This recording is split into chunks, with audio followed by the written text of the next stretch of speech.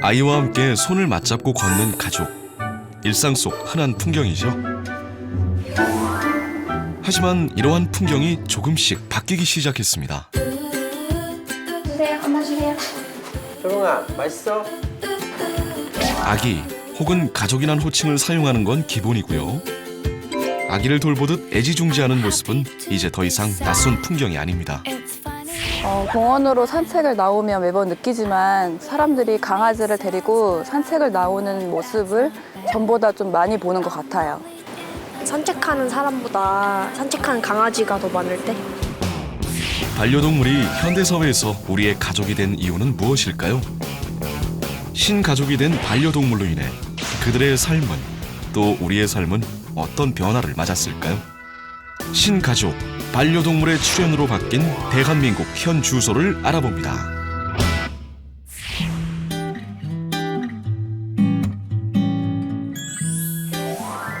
안녕하세요. 빅데이터 세상을 말하다 최재원입니다. 여러분들은 신조어 펫팸이라고 들어보셨습니까?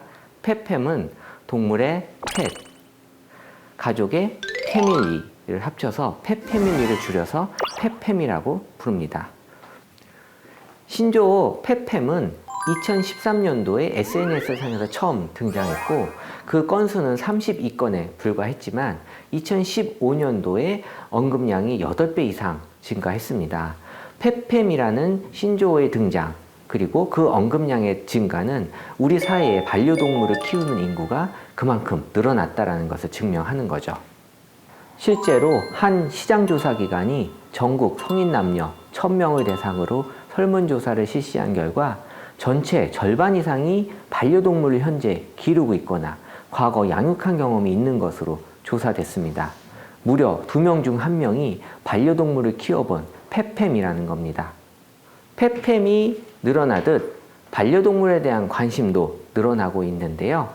SNS상에서 반려동물에 대한 언급량을 보더라도 2013년도 분기당 2만여 건에 불과한 언급량이 2015년도 3, 4분기만 보더라도 3배 이상 6만여 건 가까이 올라왔습니다. 반려동물에 대한 연관 검색어를 한번 보실까요? 보시는 바와 같이 아기, 가족, 입양과 같은 사람을 목적으로 하는 명사들인데요. 동물을 가족처럼 생각한다는 우리의 인식이 많이 바뀌어져 있다고 볼 수 있습니다.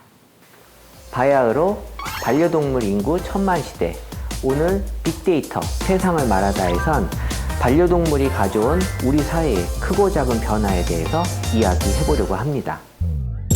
반려동물 연관 검색어에선 동물의 종류나 감정 등 다양한 검색어들이 나타나는데요.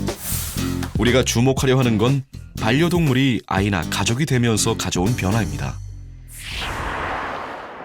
고양시에 위치한 한 유치원. 이른 아침부터 셔틀버스가 분주합니다. 직접 데려다 주시는 보호자님들도 계시는데 보호자님 사정이 여의치 않으면 저희가 직접 데리러 가는 픽업 서비스도 시행하고 있습니다. 아이를 데리러 가는 건 당연한 것 아닌가요? 심지어 정체 모를 박스까지 등장했습니다.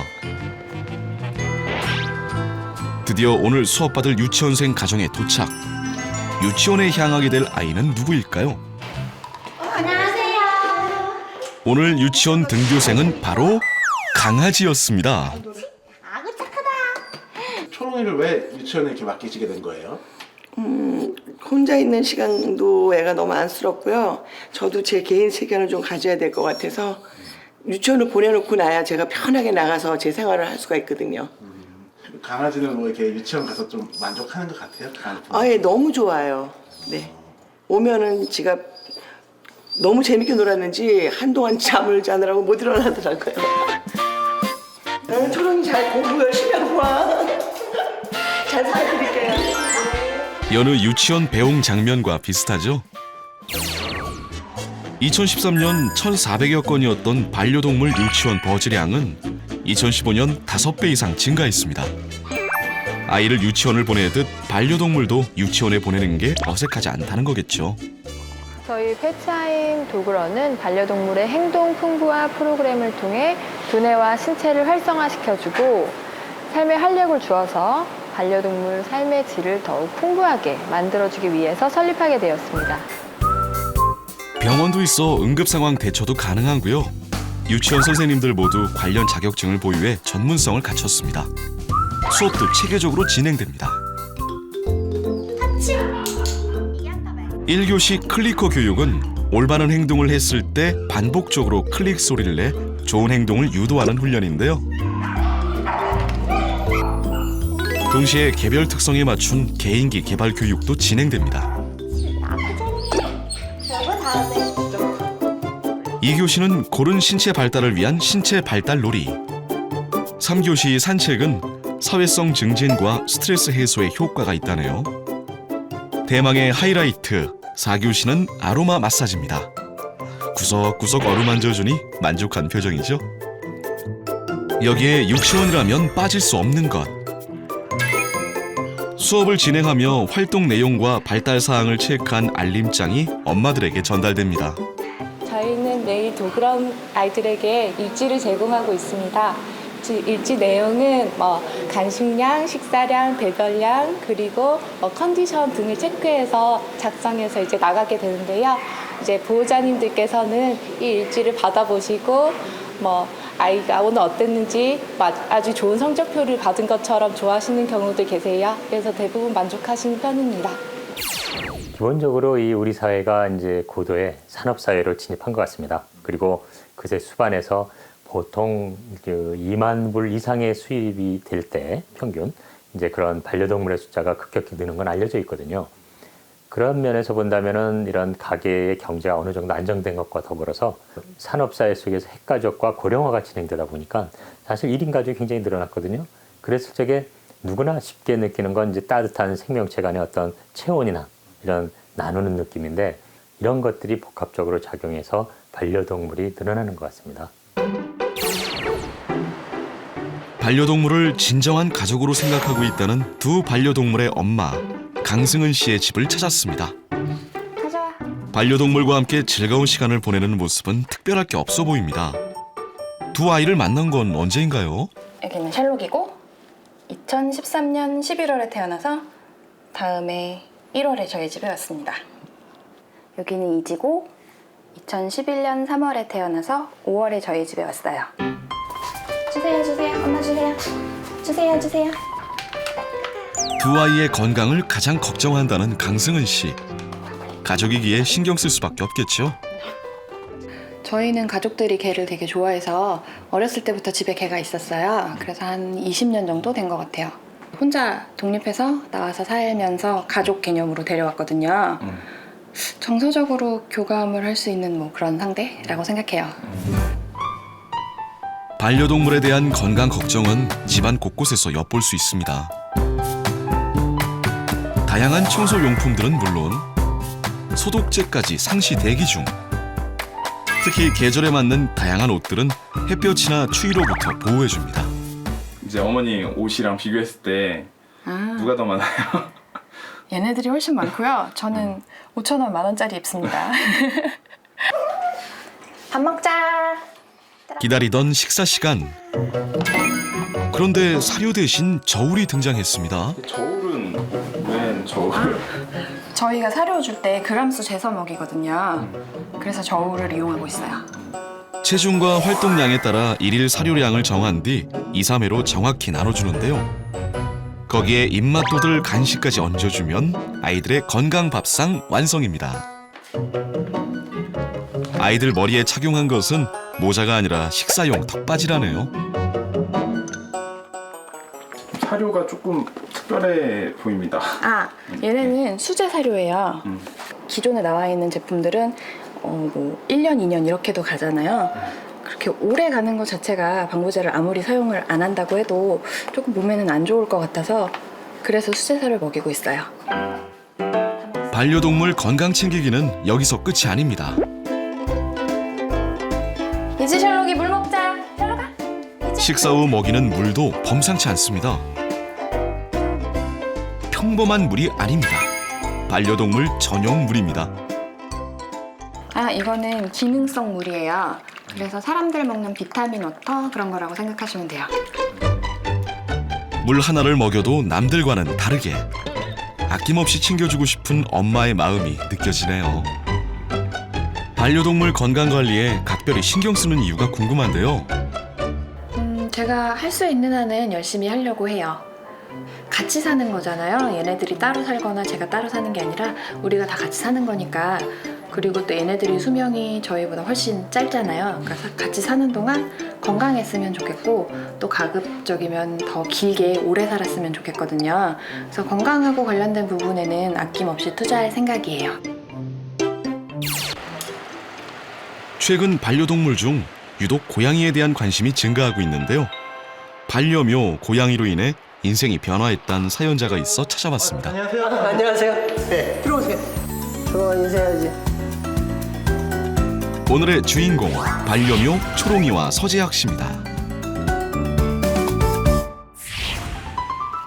초롱이 품종은 고양이계 여왕으로 불리는 샴 고양이로 영리하고 애정이 깊은 것이 특징인데요.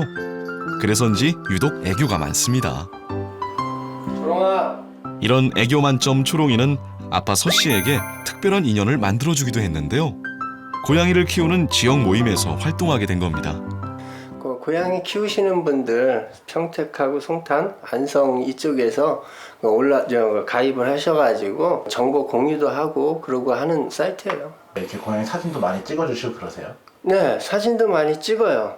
뭐 심심하면은 이제 이쁜 짓 하면은 그것도 찍기도 하고 이렇게 자는 모습에 어렸을 때 저 아이가 여기 온 지 6개월쯤 됐을까요?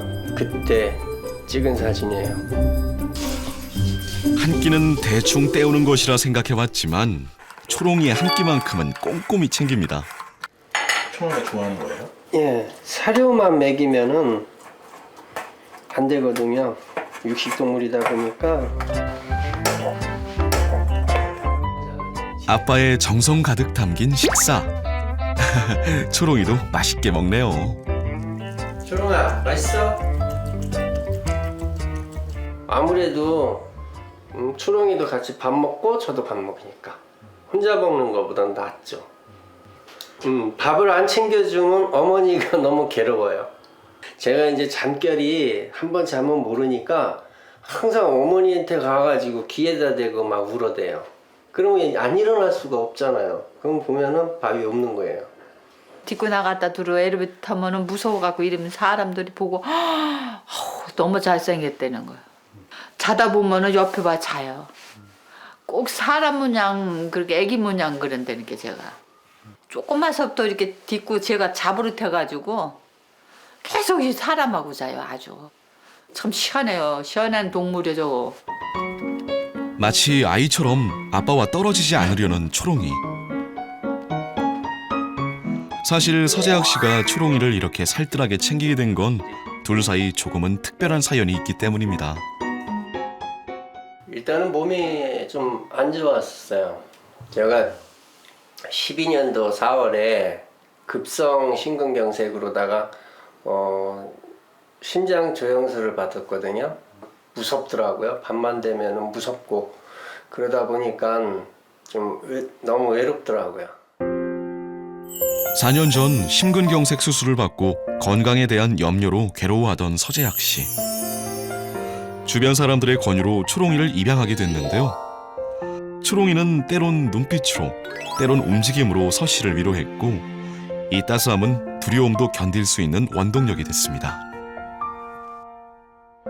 수술 받고 나서 왠지 모르게 막 화가 나고 좀 새침해지고 막 뭐만 봐도 막 열이 받고 막 그랬었거든요. 근데 그건 없어졌어요. 저 아이가 오면서 차츰차츰 그런 게 사라진 거는 맞아요. 그렇게 가족처럼 묵묵히 힘이 돼준 초롱이. 초롱이가 가족의 잃었던 웃음을 되찾아준 겁니다. 실제로 반려동물 관련 감성 검색어에도 긍정적인 검색어들이 많습니다.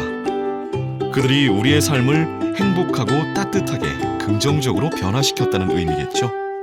한마디로 표현한다면 그냥 동반자. 언젠지는 몰라도 끝까지 가니까 동반자라고 생각이 들어요.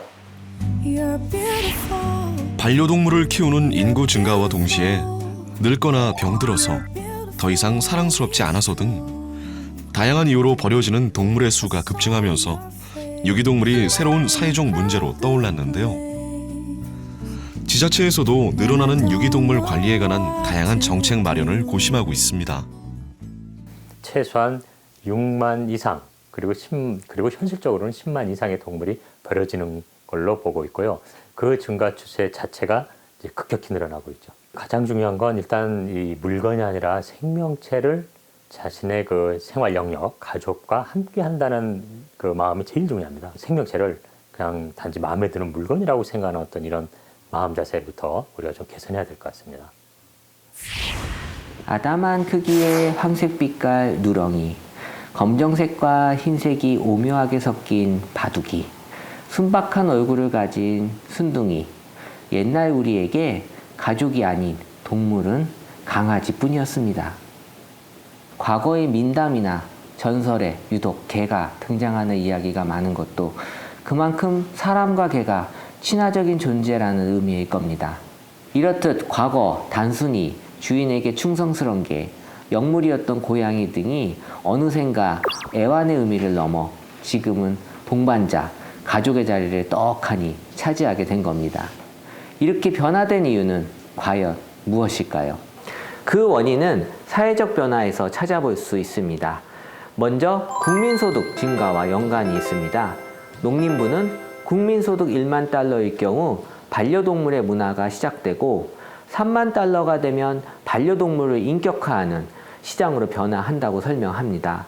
우리가 국민소득 2만 8천 달러를 넘어선 지금 반려동물 문화 발전기를 넘어 반려동물을 하나의 가족으로 여길 정도로 성숙해지고 있다는 거죠. 또한 1인 가구의 증가도 연관이 있습니다. 반려동물과 자치의 언급 추이를 살펴보면 함께 동반 상승하는 모습을 볼 수 있습니다. 조건 없는 충성과 애정을 제공하는 반려동물은 이제 1인 가구에게 없어서는 안 될 가족 구성원이 되어주는 겁니다. 이렇게 반려동물을 가족으로 맞이하면서 우리 사회에 새로운 변화가 찾아왔습니다. SNS상에서도 새로운 언급들이 등장했습니다. 반려동물을 돌봐주는 직업 펫시터, 호텔은 물론 반려동물 카드와 TV 채널까지 등장한 겁니다. 실제로 반려동물 카드를 출시한 한 카드사를 찾았습니다. 국내 카드사에서도 늘어나는 반려동물 가족에 주목하기 시작한 건데요. 빅데이터상에서 반려동물 가족의 소비 패턴이 변하고 있는 만큼 빠른 소비 트렌드 예측 및 적용이 매우 중요한 카드사가 발빠르게 움직인 겁니다. 지금 어떤 작업을 하고 계신 거예요? 지금 소비 트렌드 중에서 펫패밀리 관련된 그 소셜 데이터를 카드 데이터 연관시키기 위해서 데이터 추출을 하고 있습니다. 반려동물을 키우는 가족들의 소비 트렌드에 맞는 카드 서비스를 제공하기 위해선 그들이 어떤 것들에 많은 비용을 투자하고 소비하는지 정확한 소비 패턴 분석이 가장 중요하겠죠. 반려동물 가족들의 소비 키워드는 크게 세 종류로 분류됩니다. 우선 병원과 유치원 등의 공간적 소비, 공원, 호텔 등의 여가용 소비, 반려동물을 위한 사료, 장난감 등의 제품 구매인데요. 이런 데이터를 바탕으로 소비 맞춤형 카드를 출시, 반려동물을 가족처럼 대하는 만큼 사진을 새길 수 있는 카드까지 등장했습니다. 이 애완동물이 가족처럼 인식하는 인식이 증가하는 추세에 맞춰서 이 소비 패턴도 굉장히 많이 그거에 맞게 맞춰질 것 같고요. 그래서 이 소비가 결국은 그거에 관련된 업종에 대한 제품의 구매가 많이 이어질 거로 예상입니다. 그래서 거기에 따른 상품이나 서비스도 그거에 맞게 아마 되게 세분화되지 않을까 이렇게 예상이 됩니다. 서울의 한 스튜디오. 여러 대의 카메라들이 등장하는 걸 보니 오늘 대단한 촬영이 예정돼 있는 듯합니다. 그런데 시끌벅적 분주한 사람들 사이로 오늘의 촬영 주인공은 보이지 않는데요. 대신 의문의 가방만이 놓여 있습니다. 자, 가방을 조심스레 열어보는데요. 아니, 웬 강아지가 나옵니다. 알고 보니 이곳은 반려동물 TV 촬영 현장. 이 반려동물 TV는 실제 반려동물의 모습을 촬영해 방영하고 있다는데요. 반려동물 TV는 반려동물의 스트레스를 걱정하는 사람들을 겨냥해 설립됐는데요. 실제로 반려동물 스트레스 언급이 급증한 모습을 확인할 수 있습니다. 이런 걱정 때문일까요? 반려동물의 스트레스 완화에 도움을 주는 것으로 알려진 반려동물 TV에 대한 관심도 긍정적입니다. 이 반려동물 TV 업체는 약 3,000마리의 다양한 견종이 출연하는 방송을 제작, 방영하고 있는데요. 단순한 놀이 프로그램만이 아닌 놀이, 힐링, 환경 적응, 트레이닝 등 다양한 프로그램을 순환 편성하고 있는 것이 특징입니다. 반려동물을 키우는 사람들이 이제 뭐 잦은 외출이라든지 이제 직장인들이 많다 보니 강아지들은 하루 종일 이제 집에서 지내게 됩니다. 이제 그렇게 됐을 경우에는 강아지들은 분리불안증에 걸리기가 쉽거든요. 이제 저희 TV를 보는 강아지들이 그 밖에서 자연에서 뛰놀 수 있는 그림들과 이제 테라피 음악이라든지 강아지들이 좋아하는 자연의 소리라든지 이런 것들을 이제 접목을 하여서 TV로 개발하게 됐습니다. 집에 있는 반려동물도 자유롭게 뛰어노는 모습을 보면 마치 외출하거나 혼자 있지 않는 듯한 느낌을 받는다고 하네요. 아무리 연기력 좋은 반려동물도 동물이다 보니 촬영할 때 어려움도 존재합니다. 일반 인물 찍는 것은 어렵죠. 왜냐면 이 눈높이에 맞춰야 되니까 계속 낮은 자세로 찍어야 되고 앵글 자체를 갖다가 이 아이 맞추려면 거의 기어서 찍다시피 해야 되니까 그런 부분이 좀 어렵죠. 아무래도 이제 뭐 포커싱이라든지 기술적으로 되게 좀 어려운 부분도 좀 있습니다. 많이 움직이니까. 또 다른 촬영 주인공이 등장했습니다. 두 주인공 사이 견제는 빠질 수 없죠. 하지만 돌발 상황이 발생했습니다. 아빠, 엄마의 외침과는 다르게 유아가 가만히 있지 못하는 건데요. 엄마가 올려놓으면 잠시 지켜보는 듯하다가 내려오고를 무한 반복. 장난꾸러기 유아의 촬영은 순탄치 않아 보입니다. 사람과 달리 주인에게만 충성하려는 강아지 특성 때문에 촬영이 힘들 수밖에 없는데요. 결국 촬영은 올 스톱. 촬영장을 편하게 느낄 수 있도록 엄마와 함께 쉬는 시간을 보내기로 했습니다. 이제는 기다림의 시간이겠죠. 친해지기 위한 시간이 조금씩 필요한가 봐요. 예, 낯가리는 개는 한두 시간 정도 놀아줘야 되고요. 사실 처음 보니까 이 친해지는 시간이 좀 필요하고 보통 강아지들이 낯을 많이 가려요. 반려동물 TV는 SNS상에 2012년 처음 등장했는데요. 현재 국내를 넘어 중국으로까지 시청층을 넓힐 정도로 발전했습니다.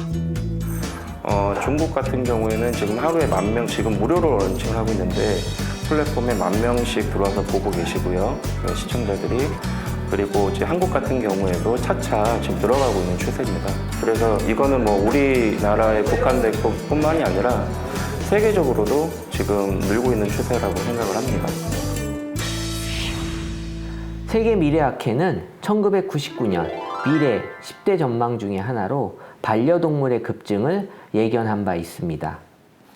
현재 1조 8천여억 원인 반려동물 시장은 2020년이 되면 5조 8천여억 원의 규모로 2015년도보다 무려 5조 원가량 증가할 것으로 예상하고 있습니다.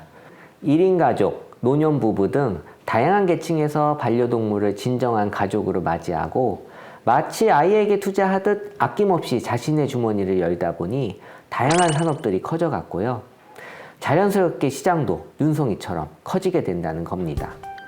2016년 1월 정부도 반려동물 산업 관련 TF팀을 꾸리고 반려동물 산업 육성법 제정을 위한 타당성 검토에 들어갔습니다. 날로 늘어나는 가족, 반려동물에 정부도 주목하기 시작했다는 의미일 겁니다. 더욱 외로워지는 사회, 힘이 되어주는 새로운 가족, 반려동물의 인기는 앞으로도 계속될 것으로 보입니다.